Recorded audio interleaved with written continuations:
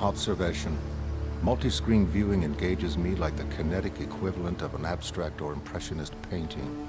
Words and images evade rational analysis, allowing subliminal hints of the future to leak through. Transient and elusive, these must be grasped quickly. Computer animations imbue even breakfast cereals with an hallucinogenic futurity. Music channels process information blips, avoiding linear presentation, implying limitless personal choice. These reference points established, an emergent worldview becomes gradually discernible amidst the media's white noise. An era of the conceivable made concrete, and of the casually miraculous.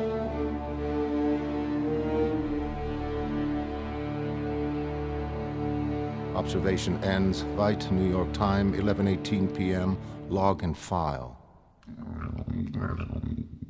It's all right, girl. In these conditions, our visitors won't yet be within 10 miles of Karnak. Ah, you see? Really, getting even this far is a breathtaking effort given their limitations. It must be so disorientating. Their pursuit leads them deeper into moral and intellectual regions as uncharted and devoid of landmark as the territories currently surrounding them. Let's hope they know where to stop. Okay. Looks like there's no option other than a direct approach. You can't creep up without cover, and it's pointless waiting for darkness up here. There isn't any. Untrue. Just isn't any of kind we can use. If Vite truly engineering Third World War, we are approaching Heart of Darkness. Those brochures, all that crap we took from his desk, it didn't read like someone out to carve a headstone for humanity. And anyway, this is Adrian, for God's sake. Why would he want to destroy the world? Insanity, perhaps. Who's qualified to judge something like that? This is the world's smartest man we're talking about here. How can anyone tell if he's gone crazy?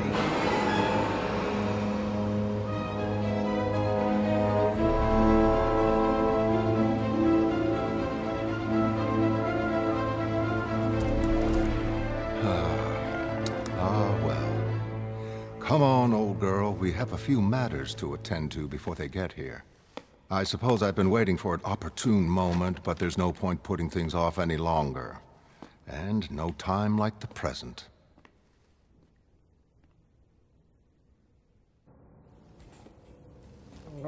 Not coming any further, no? Fair enough. You wait here. This won't take a moment.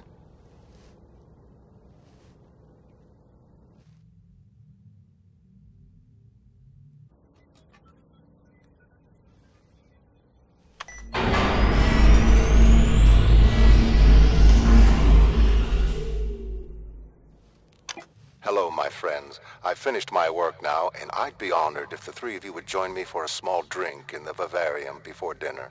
I have something to celebrate. Vite out. Partying. Holocaust coming. Goddamn knothead's got a party. I can hear that, God forbid I call it music, clear from Madison Square. Davidstown slept. Deserted save for silence. I entered my former residence noiselessly. Careful not to rouse the butchers occupying it from their debauched slumber. They'll all come out fighting drunk, and it's right down the avenue. I tell you, this is a bad intersection. You never know what's gonna turn up next. Unaware that death was amongst them, they'd know its dark embrace without ever understanding why. One, however, was awake. Oh, hi. Get you something? Nah, guess Josephine posted this like she said. Joseph... Oh, Joey! You must be her... girlfriend, ex. We've been fighting. In cataract darkness, I bludgeoned him. Oh, well, I ain't seen her lately. No pirates came, but something worse. I looked up into faces familiar, save for their terror.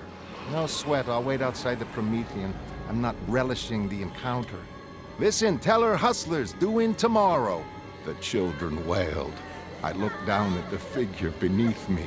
Through puffed and bloodied lips, she mouthed my name. Huh? What'd I say? Don't go away mad. There came an understanding so large, it left no room for sanity. Huh. Times like these, people gotta be hostile.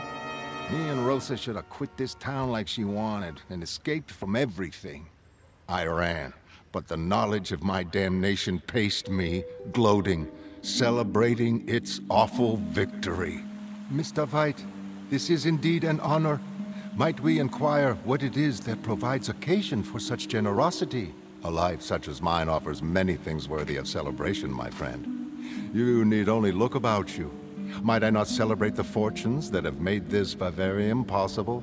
A miraculous bubble of Tropicana set into endless sub-zero wastes. 2 alien universes separated by a membrane of fragile glass. What in my life does not deserve celebrating? But you are right, of course.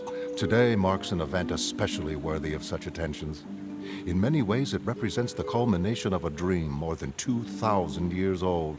Although to uncover the reasons for my current elation, one need not delve quite so deeply into antiquity. A mere 40 years will suffice, back to my childhood. My parents reached America the year I was born, 1939. Entering school, I was already exceptionally bright, my perfect scores on early test papers arousing such suspicion that I carefully achieved only average grades thereafter. What caused such precociousness? My parents were intellectually unremarkable, possessing no obvious genetic advantages. Perhaps I decided to be intelligent, rather than otherwise. Perhaps we all make such decisions, though that seems a callous doctrine. By 17, my parents were both dead, and I faced a different decision. My inheritance offered lifelong idle luxury, and yet, needing nothing, I burned with a paradoxical urge to do everything. Do you understand? My intellect set me apart. Faced with difficult choices, I knew nobody whose advice might prove useful, nobody living. The only human being with whom I felt any kinship died 300 years before the birth of Christ. Alexander of Macedonia. I idolized him. A young army commander, he'd swept along the coasts of Turkey and Phoenicia, subduing Egypt before turning his armies towards Persia. He died aged 33, ruling most of the civilized world, ruling without barbarism. At Alexandria, he instituted the ancient world's greatest seat of learning. True, people died, perhaps unnecessarily, though who can judge such things? Yet how nearly he approached his vision of a united world. I was determined to measure my success against his. Firstly, I gave away my inheritance to demonstrate the possibility of achieving anything starting from nothing. Next, I departed for northern Turkey to retrace my hero's steps. I wanted to match his accomplishment, bringing an age of illumination to a benighted world. I wanted to have something to say to him should we meet in the Hall of Legends.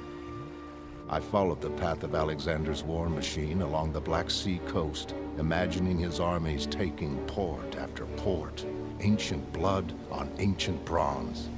Strangely, before subduing Phoenicia, he struck north towards Gordium. Perhaps because of the challenge it presented, the ancient world's greatest puzzle was there, a knot that couldn't be untied. Alexander cut it in two with his sword. Lateral thinking, you see, centuries ahead of his time. Heading south, he entered Egypt through Memphis, where they proclaimed him son of Ammon, judge of the dead, whose name means the Hidden One.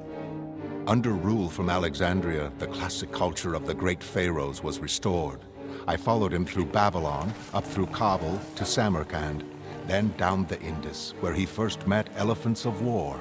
Where he'd turned back to quell dissent at home, I traveled on, through China and Tibet, gathering martial wisdom as I went. Alexander returned to Babylon to die of an infection, aged 33. Amongst its ruined ziggurats, I saw at last his failings. He'd not united all the world, nor built a unity that would survive him.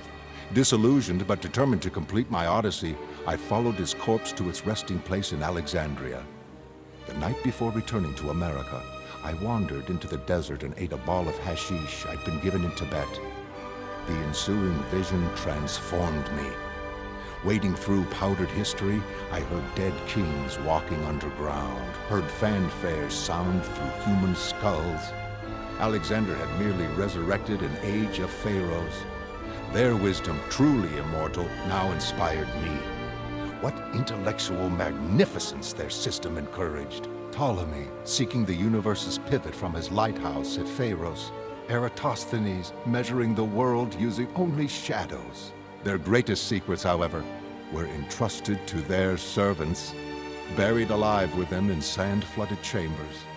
Adopting Ramesses II's Greek name and Alexander's freebooting style, I resolved to apply antiquity's teachings to today's world. Thus began my path to conquest. Conquest not of men, but of the evils that beset them. Today, that conquest becomes assured, in which your unquestioning assistance has proven invaluable. Do you comprehend the triumph to which you have contributed? The secret glory that it affords? Do you understand my shame at so inadequate a reward?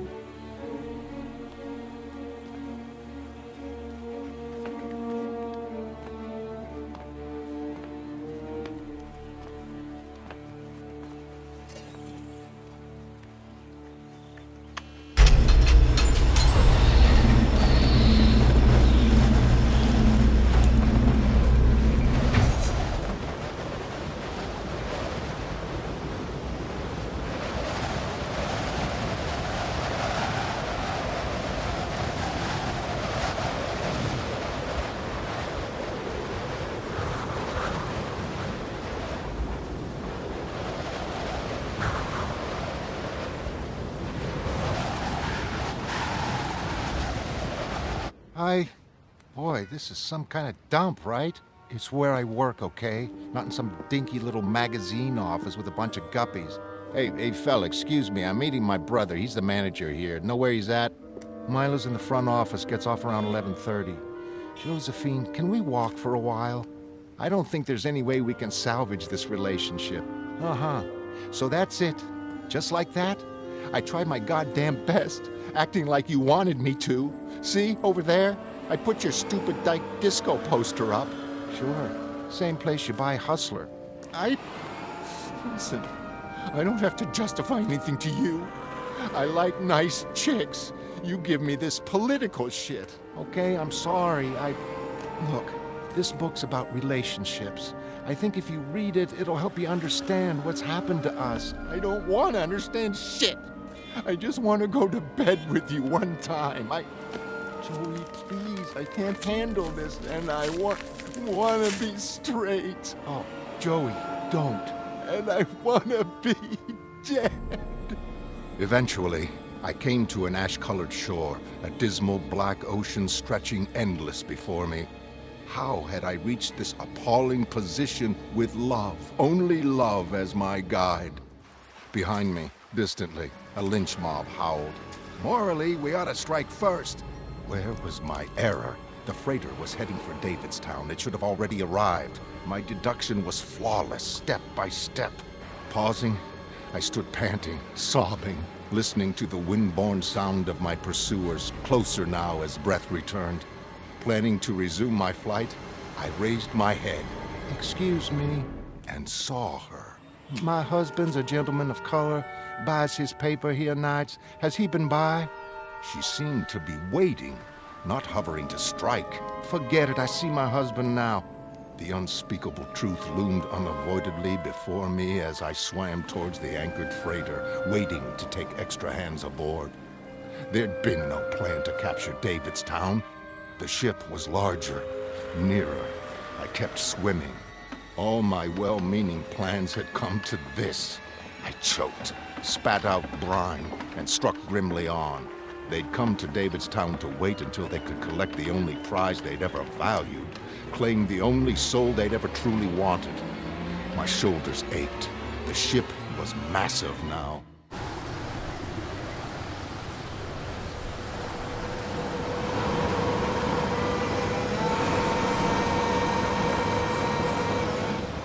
It's some sort of door. I think I can burn out the lock mechanism. Palm trees, buried in snow. Doesn't make sense. There. Open sesame. Nervous? Well, my stomach feels weird and my balls are all shriveled up, so yeah, I guess nervous will do. You know, this must be how ordinary people feel. This must be how ordinary people feel around us.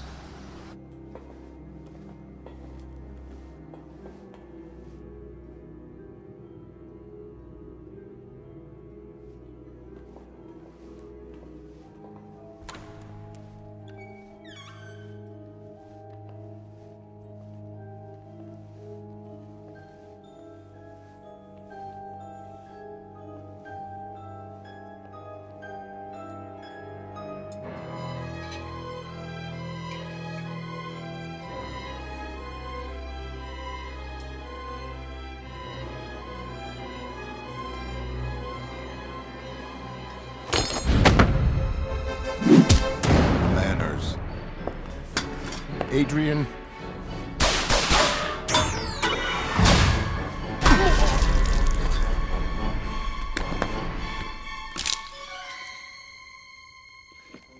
Now, what can I do for you?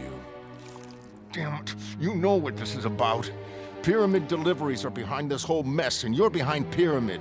Christ, Adrian, what are you trying to do? I'm trying to improve the world, like when I started out. My first case made it seem possible to end injustice by demolishing crime syndicates. This notion that criminals monopolized evil was itself demolished by my second case. I investigated the mid-50s disappearance of Hooded Justice. An operative, government sources revealed, had tried unearthing him back then, reporting failure. Unearthing the operative proved easier. Edward Blake. As intelligent men facing lunatic times, we were very alike, despising each other instantly. Recognizing me, he attacked anyway, mistaking me for a criminal. I studied his limitations: skillful feint, devastating uppercut, little else. He won in the short term. Had Blake found Hooded Justice, killed him, reporting failure, I can prove nothing. We next met in 1960. I avoided him, more fascinated by John. Still, I observed Blake over the years. Know what? He was in Dallas, minding Nixon the day Kennedy died. Nobody's sure why Nixon was there. Ever read JFK's intended speech?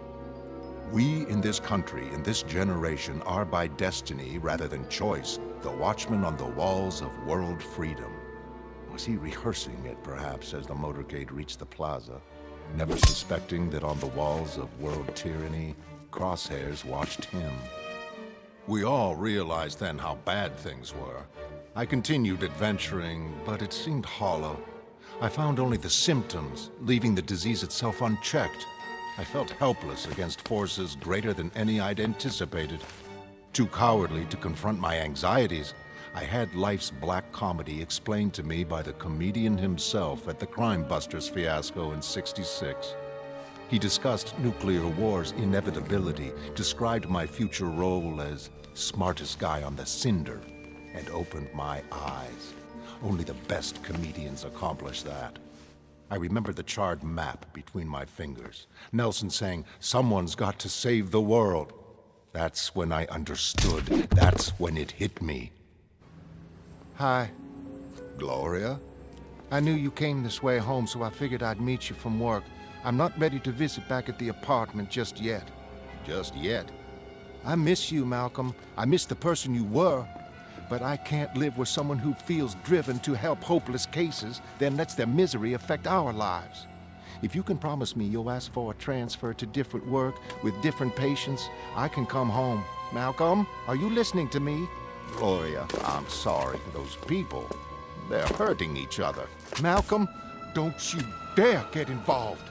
Gloria, I'm sorry. It's the world. I can't run from it. Its dark and lurching mass filled all my vision. Closer it came. Closer. Brutally, I'd been brought nose to nose with mankind's mortality. For the first time, I genuinely understood that Earth might die. And yet what could I do? I saw East and West, locked into an escalating arms spiral. Here was a knot to try even Alexander's ingenuity. Both sides realized the suicidal implications of nuclear conflict, yet couldn't stop racing towards it lest their opponents should overtake them. Sooner or later, conflict would be inevitable. My plan required preparation. Each step had to be taken carefully, constantly striving to keep in mind the enormous scale of what was at stake. The world's present would end. Its future, immeasurably vaster, would also vanish. No human vestige would remain. All our richness and color and beauty would be lost, as if it had never been. The world I tried to save was lost beyond recall. I was a horror. Amongst horrors must I dwell. A rope snaked down. Spluttering, I grabbed it. See, people don't reach out and make contact. And from the decks above, a cheer went up, both gross and black. Its stench affronting heaven. The end. You've been coming here weeks, reading that junk over and over, and yet we ain't exactly close. 'Cause they don't make sense, man. That's why I gotta read 'em over. That ain't the point. What's your name? My name's Bernie. Bernie? Short for Bernard? Well, I'll be horsewhipped. That's my name. So, don't signify for nothing. Wait a minute. What the hell's going on? Fight, pull over. Steve, you just got suspended. I'm still me, Joe. Pull her over. Oh, shit. That's Joey. That's one of my drivers in a fight. Talk about lousy timing. Each step was synchronized. John, being too powerful and unpredictable to fit my plans, needed removing. Thus, Dimensional Developments hired his past associates and gave them cancer. Yes, Weaver first, Slater, and Moloch later. Unwittingly exposed to radiation, they were closely observed, cultivated as weapons against John. Meanwhile, taking advantage of new technology, I researched genetics. Bubastis was an early success, and teleportation. Since John proved teleportation possible, why develop electric cars? My researches were vital, like my island, secretly purchased in 1970. The only hero retaining public sympathy, I quit 2 years before the Keene Act, concentrating on my plan. Unable to unite the world by conquest, Alexander's method, I would trick it, frighten it towards salvation with history's greatest practical joke.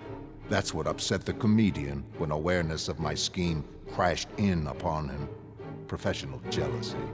Blake's murder. You confess? Confession implies penitence. I merely regret his accidental involvement. Returning from Nicaragua by air, he spotted a ship docking at an uncharted island.